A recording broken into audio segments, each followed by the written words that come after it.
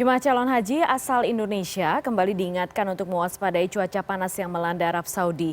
Suhu udara pada siang hari mencapai 41 derajat Celcius dan ada potensi gelombang panas. Padahal jemaah calon haji Indonesia kali ini didominasi lansia. Kita berbincang dengan Dr. Andi Arjuna, petugas kesehatan haji Dakar Mekah. Dr. Andi, selamat malam waktu Indonesia, dokter.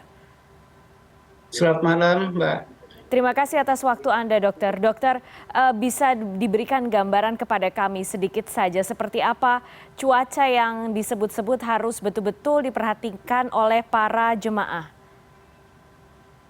Ya, makasih Mbak. Jadi terkait dengan untuk jemaah datang ke Mekah nanti, memang ada perbedaan cuaca khususnya terkait dengan di Mekah.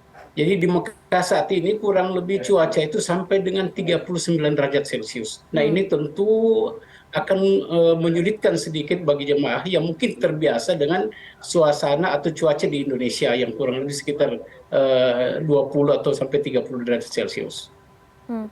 Dokter Andi, kalau saat ini apakah apa permasalahan kesehatan yang diterima oleh teman-teman di Dakar Mekah? Nah, untuk Dakar Mekah saat ini kita masih dalam proses penyiapan kedatangan jemaah haji kloter gelombang pertama, diperkirakan nanti pada tanggal 1 Juni 2023 sekitar jam 8 malam. Jadi pergerakan jemaah haji yang mulai dari Madinah akan Ya? bergerak menuju ke Mekah. Demikian. Apa yang perlu betul-betul disiapkan oleh jemaah kalau begitu, dokter? Nah tentunya ada beberapa pesan kami kepada jemaah terkait dengan nanti akan begitu lama di Mekah nantinya.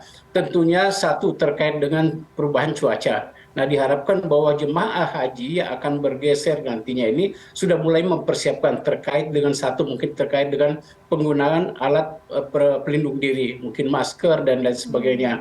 Kemudian setiap jemaah yang akan melakukan ibadah di Masjidil Haram tentunya menggunakan alat kaki. Nah ini diharapkan agar nanti pada waktu sholat ke Masjidil Haram ya agar kakinya tidak melepuh.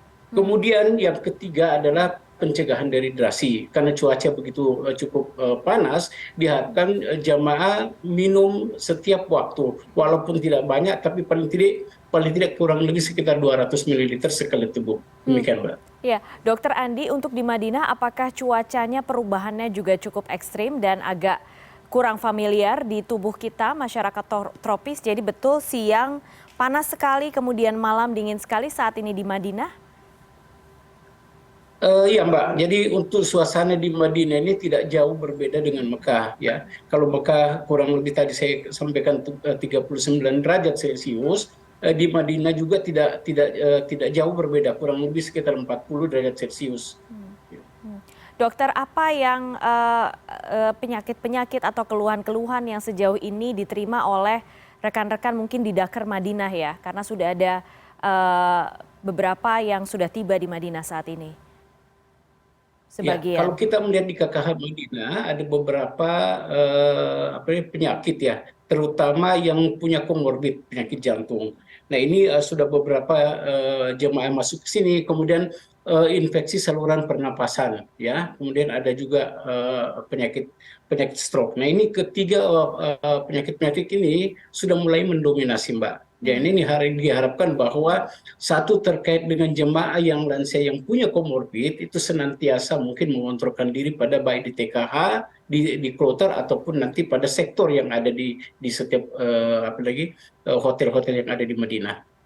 Dokter, bagaimana sekarang caranya atau mungkin dokter bisa berbagi tips kepada jemaah yang saat ini masih berada di Indonesia. Bagaimanapun kan kita mau beribadah, tapi ingin semuanya ibadahnya lancar, mengikuti semuanya dengan baik.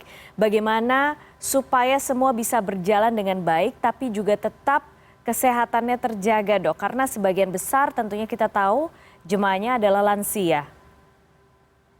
Ya, makasih Mbak. Jadi tentunya harapan kita sebagai petugas kesehatan yang ada baik di daerah Madinah maupun Mekah, harapan kita bahwa satu terkait dengan jemaah yang mempersiapkan segala sesuatunya.